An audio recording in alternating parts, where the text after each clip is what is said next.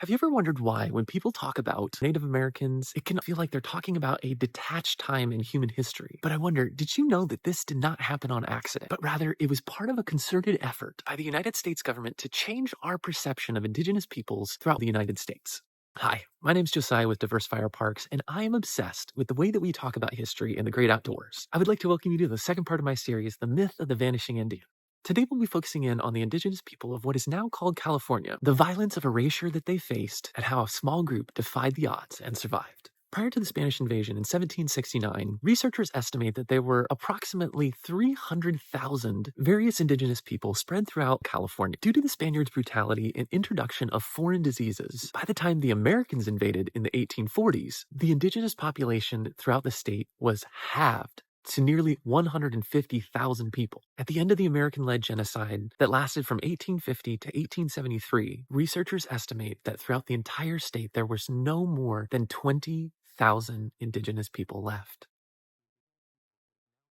The indigenous people of what is now called California survived. They carried on cultural and traditional ways of living. Their numbers grew, and these few ancestors laid the path for the modern reclamation of sovereign land, cultural practices, and resurgent respect we see for indigenous ways of being throughout our country. In the state of California, we have state parks like the Chasa Indian Grinding Rock State Historic Park that act not only as a wonderful museum, but also a gathering place for cultural events throughout the year. We have Allampally State Historic Park that showcases a variety of native plants and their traditional uses, as well as recreations of the original dwelling structures of the Coast Miwok. There are indigenous-led organizations such as Indigenous Women Hike in what is today called the Owens Valley in Eastern California. These indigenous women are working to reclaim the names along different areas of what is now incorrectly called the John Muir Trail. There are numerous tribal-run museums throughout the state, such as the Malkai Museum, which has been open for the last 6 decades. This museum highlights accurate representations of the historic and current lived experience of these native people groups.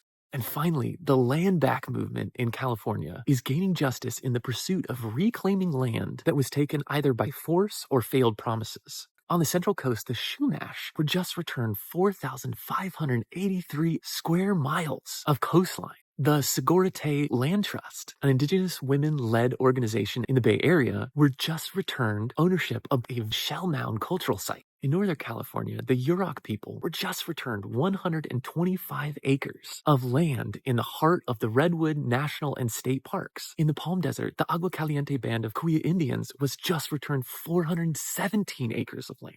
Thanks for joining me on a quick journey through Indigenous California, and I hope to see you next time.